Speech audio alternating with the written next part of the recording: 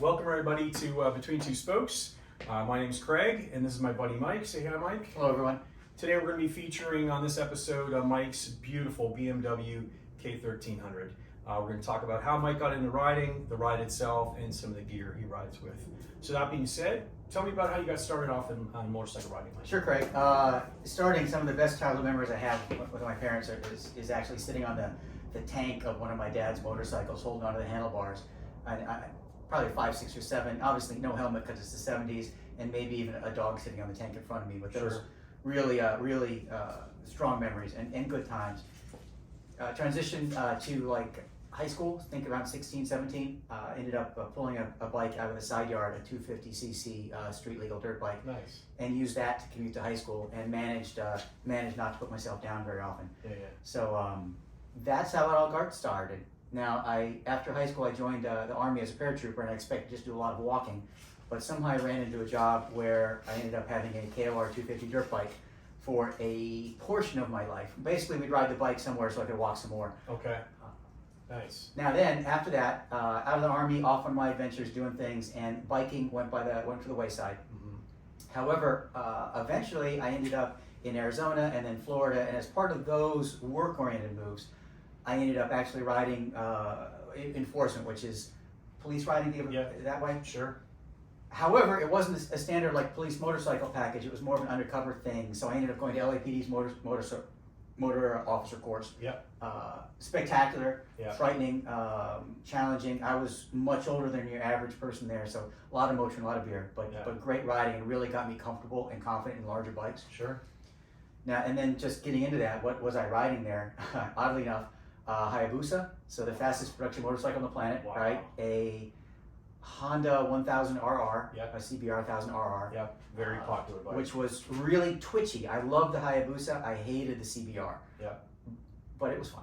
And then also a Concours 1300 police package that was all painted in black with some radio and gear in it. Yeah. So that was several years of a part-time job of riding, which got me back into this. Yeah. And then when we finally moved somewhere and I gave up those free motorcycles, because I'll tell you, if you have free motorcycles in the garage, no matter how great your spouse is, she doesn't want you to buy one. Yeah. And she's absolutely right. So as we moved to Virginia, I ended up getting back into looking for something that I would want to have. Yeah. And that's where the two bikes in the garage, the K1300GT eventually, and the other bike that should not be named that we'll talk about later. Yeah, we'll do another episode on that. Actually, a little bit of background on that. Mike and I've been riding for about 30 years or so, but Mike and I connected a few years ago. It's been about 3 years, and I actually purchased his bike. I've got a BMW GS1250. I had one before that too, but Mike got me more interested in bikes again. So we ride a little bit together, and we'll do another session on his 800, which is a great bike as well, which is just on the other side of this camera. So that being said, you started off again with the GS bike. Yep. I purchased that from you, but the idea was that you wanted to do a little bit of riding on the road and a little bit on the off-road. Right, so speaking of riding, it's a convoluted tale, right? Again, the license plates will tell you there's been a lot of transitions on motorcycles. I actually had a 1200 RT, which was the... I remember that, yeah. Right, because I was very confident that when I picked that bike as the first one I'd grab, because I'd run the RTP, the police package version in California. Yeah. And I knew it's a big bike, it absolutely is, but it rewards a good rider, and I did that, and it was spectacular. But I would be driving out to our west, 30 minutes, and we're in rural country, gravel roads, and I always was looking left or right thinking I'd like to go down there, and then I'd look down at my tires and my shiny paint, and I'd say no. So that transitioned into what can I do, and I ended up with the 1250, but that really didn't satisfy everything either, and of course you were looking for a bike, and it was a good timing, and so that's how I turned into a K1300 and the GS, and then riding, recreational, fun. I love the dirt roads. I love gravel roads. This is also so satisfying on twisty roads. If you heard it earlier, it sounds spectacular. And two different bikes, two different worlds. So that being said, Mike and I live in Northern Virginia. So for the most part, he gets a lot of his riding going to and from work, where the twisties come into play. There's a good amount of roads between here and his work. On this bike, right? You predominantly ride on this bike. Yeah, she's very satisfying. Amazingly smooth and powerful on the freeway, but also if I decide to take the 20-minute longer trip, which is a significant amount of turning because there are no straight roads in Virginia, super satisfying. Okay, and we're going to put some stats on the bike there as well, which I looked up earlier. So now let's transition to the bike itself. Okay. So BMW, what year is this again? 2000. So this is 2010, so Yeah. the final year of the K1300 production run. Yeah, nice. And the GT model, it's got the panniers, and as you can see down below here, this is not the original color, so let's talk about that. No, so tell you what, the bike. Yeah. So obviously you can't go to the dealership and find one of these anymore, so you have to hunt online. Yeah. So I used the MOA website. That was my first threshold of sort of trusted source. Yep. And then if the person had a classified open, you could see their posting history. You knew they were a real person and not your average cycle trader. Yeah. So I was in the market for doing a transition, 2 bikes for the price of 1. I found this in Champagne Brown in just south of Chicago. Did a little bit of email communication, 1 phone call, and it was a fly and by. So Nice. flew out with a 1-way ticket. Yeah. He met me at the airport. Yeah. We drove out to his place. Yeah. He had a couple bikes in the garage, and this was one of them. And it had been a garage queen, so sitting on under 10,000 miles for Sweet. 15 years old. Yeah. Well maintained though. Really And then clean. transitioned into that. So the bike, champagne brown, head to tail. So classic color for BMWs, I hated it. And Craig helped me get into, let's pick a color and paint it. I pulled all the panels to do some maintenance upgrades, and that showed me how easy it was to pull the panels. So pulling the panels, also involved muffler, so I put a GPR. It's actually so much cheaper than the Akrapavek, forgive the pronunciation. Yeah. But wow, you Yeah, heard it, Povich, I it's think, great. Yeah. Shipped from Italy in like 5 days. Yeah. Put her on, bike ran fine, the computer took it well. Yeah. Bike moving forward, a little OGIO tank bag. I've actually had this tank bag for about 10 years. It refuses to die, and its cordura actually refuses to fade and turn purple like in Yeah, the you sun. had that on the GS bike before, Yeah, this has didn't been you? with me forever. been I had for- this in for a while. Miami on Yeah. my work bike. How hard was it, if we stop for a second, how hard was it to get the old muffler off and put that new one I mean, on? conservatively, the muffler was about a 5-minute effort. Really? Now, actual application of it took me probably 45 minutes. Yeah. But 5 minutes That's of great, actually though. turning a wrench. And do you feel more horsepower from that, or is it just the sound that you like? So the sound's spectacular. I think it Yeah. sounds like a jet turbine, Yeah. and it's not overly loud, which I would not be happy with. Yeah. I think it's a little more restricted. One thing though, just wait. It's about 10 or 15 pounds less than that Yeah, giant it's stock huge. can. It was a big can. Yeah. And then if you go closer there to the tires, because this bike had been around for a while, it was ridden, but it wasn't just sitting in a barn somewhere, right? Right. So she was maintained and out of sunlight. So the rubber wasn't obviously damaged, Yeah. but it was 10 years old. The technology's changed a bunch. I just put some Pilot Sport GT4s on it, Those are great tires. and I've never seen it not stick. Yeah.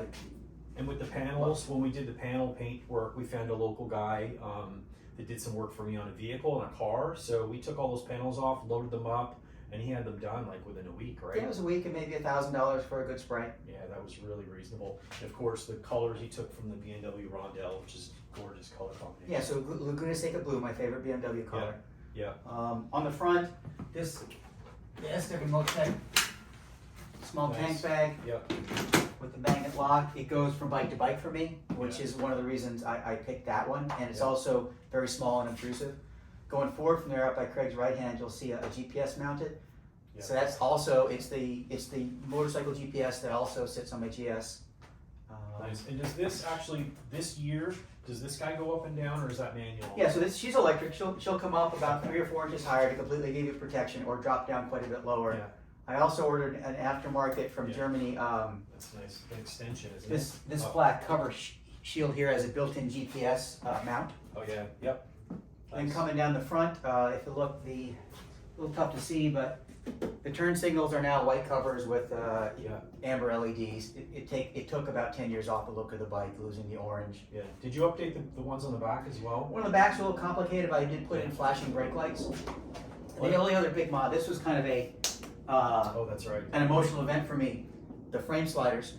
Yeah.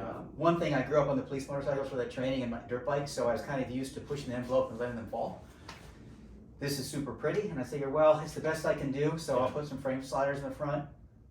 Looks really good. RG frame sliders, the install is exactly as the instructions said. Yep.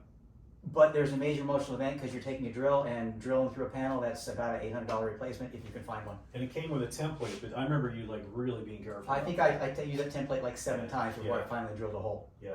So otherwise, stock, Really except for tight. those small functional changes, and then a cosmetic spray would totally change the nature of the bike. Really tight bike. You can tell they really took care of it. All the frame is all nice and clean and not pitted all the way around the bike. The wheels are in amazing shape. Yeah, no rust hanging out in the hex screws. It was garage and ridden occasionally, and then put to pasture. Nothing like, I mean, it was great. We were at the BMW rally last year, the Highlands rally, and this was the hit of the show because just parked out front of the hotel, people are surrounding it going, what is this color combination? Why is this bike? It looks brand new. It's tight, really tight. And truth be told, I'm gonna try and find one as well. So if you have one, send me a note, an email, and I'd love to talk to you, but I'd love to do the same thing and get on the road and have the same bike, to be frank.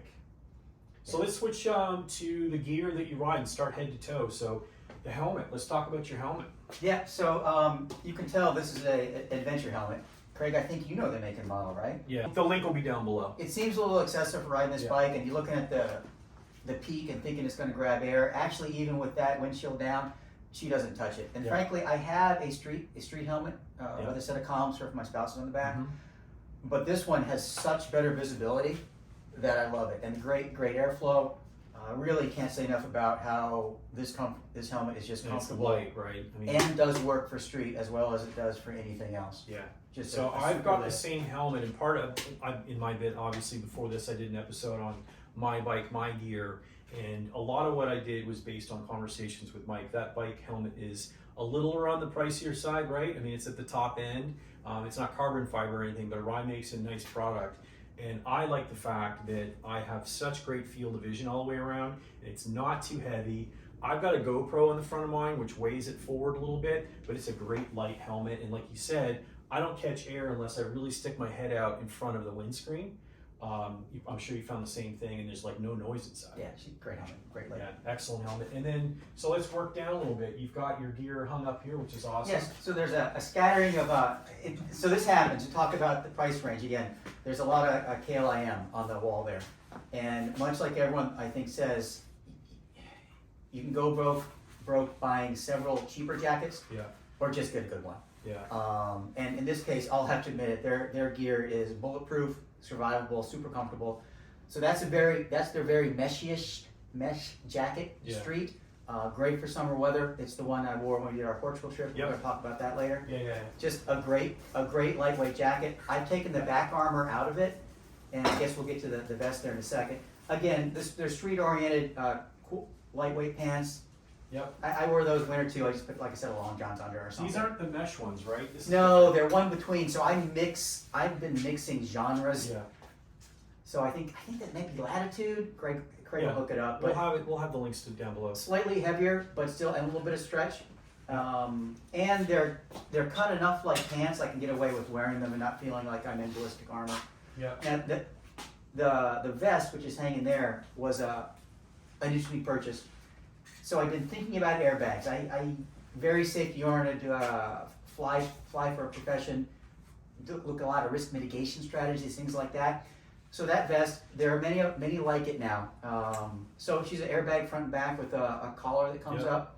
At a climb day, I actually put my hand up and was the demo for a deployment. Yeah. And that really sold me on it, frankly, being the demo person. The demo was painless. It felt like someone tapping my chest. And before I could even think, I had a stabilized neck, shoulders up, back.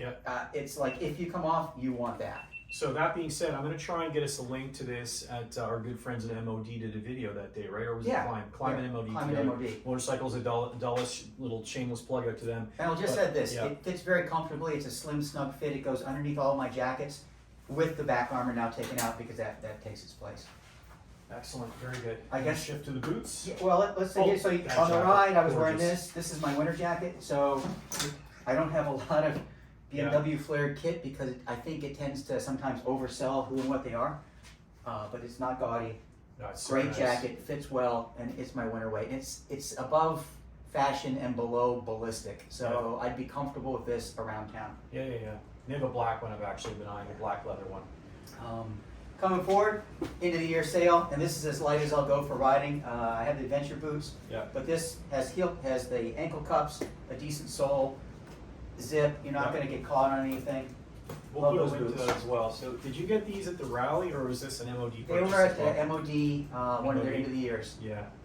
The model has changed, but it's as close to a sneaker as I'll do on a motorcycle. Yeah, and that's the BMW brand. And then gloves, you've got a few pairs, but what do you normally wear? It's these Klim ones. So these Klim ones are my winter gloves.